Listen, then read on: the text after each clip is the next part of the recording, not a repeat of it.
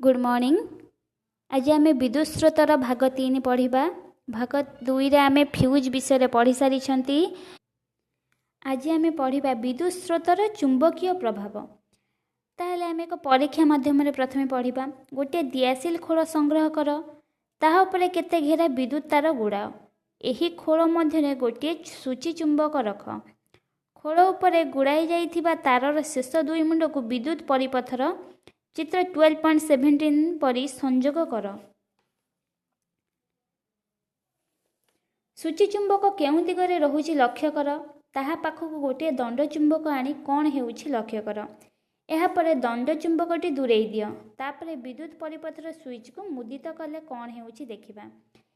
एही परी 2-3 थर स्विच मुदित और बंद करी सूची चुंबकर गति को आमे देखिबा। ताहेले सूची चुंबक हेउछि गोटे छोट चुंबक। यह सब बड़े उत्तर दक्षिण दिग होई रहे। यह निकट को एक चुंबक आनिले सूची चुंबकटी विक्षेपित हुए बा दूरेई जाए। आउ मध्य तुमे देखिल जे परिपथरे विद्युत स्रोत प्रवाहित हेला बेले सूची चुंबकटी विक्षेपित होउछि। एही दुई पर्यवेक्षण को अनुध्यान कले तुमे जानि परिबो जे विद्युत परिवाही रे विद्युत स्रोत प्रवाहित हेउथिबा बेले तारटी चुंबक परि कार्य करे। यह को विद्युत स्रोतर चुंबकीय प्रभाव कहा जाए। वैज्ञानिक हांस क्रिस्टियन ओरस्टेड प्रथमे गोटे विद्युत परिवाही तारर विद्युत स्रोत प्रवाहित करी सूची चुंबकर विक्षेपण देखाइथिले। आउ मध्य विद्युत स्रोत को प्रयोग करी विद्युत चुंबक प्रस्तुत करा जाए। ए विषय आम अधिक जानिबा। ताहले आउ एक परीक्षा देखिबा। 6 ରୁ 10 सेमी लंबर एक लुहा स्क्रू एवं 75 सेंटीमीटर दैर्घ्यर रोधित विद्युत तार संग्रह कर। एही स्क्रू चारिपाखरे विद्युत तार को चित्र 12.19 रे प्रदर्शित हेला भली दृढ़ भाव में गुड़ाओ।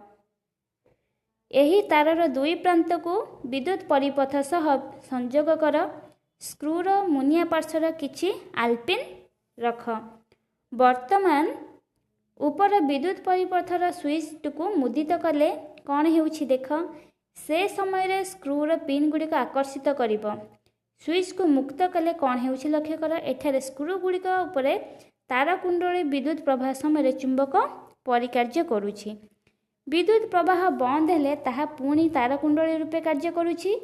एही भली तार कुंडली को विद्युत चुंबक कहा जाए। एही विद्युत चुंबक को आवश्यक अनुଯାयी शक्तिशाली करा जाए। एहा सहायरे ओजनिया पदार्थ को मध्य उठा जाई पारे। क्रेन विषय रे तुमे आगरू पढ़ीछ। एही क्रेन शेषाग्र रे शक्तिशाली विद्युत चुंबक रखा जाई थाए। आउ मध्य विद्युत चुंबकर धर्म को व्यवहार करी चुंबकीय पदार्थ अचुंबकीय पदार्थ को अलग करा जाई पारे। आखि डाक्तर माने आखिर पड़िथिबा चुंबकीय पदार्थ को विद्युत चुंबकीय सहायरे काढ़ी आने। जेमती लुहा गुंडा आम आखिरे पड़ जाए बेले बेले, ताले एमाने विद्युत चुंबकीय सहायरे ही याको काढ़ी आनती। अनेक प्रकार खेलनारे मध्य एही मूल तत्व व्यवहार हेउछि। तुम घरे व्यवहृत होइता विद्युत घंटी रे मध्य एही भली विद्युत चुंबकीय व्यवस्था अछि। ताले आमे जानिले विषय वैद्युतिक परिपथरे व्यवहृत अंशर गुड़िक संकेत साहाय्य परिप्रकाश करा जाए। जो परिपथ दे विद्युत स्रोत प्रवाहित हुए ताहाकू विद्युत परिपथ कहा जाए।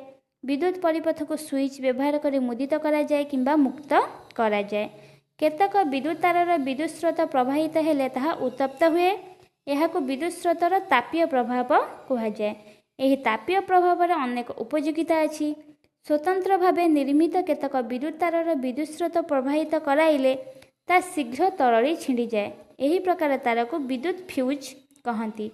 यह फ्यूज विद्युत परिपथ रे व्यवहृत हेबा फल वैद्युतिक जंत्रपात नष्ट हेबारु रक्षा पाई थाए।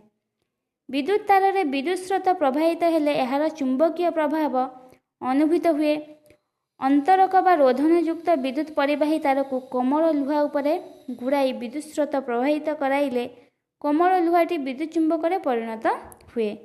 यही विद्युत चुंबकीय धर्म को व्यवहार कर विभिन्न जंत्रपाति आमर विभिन्न कार्य लागुछि बा करि पारुछु।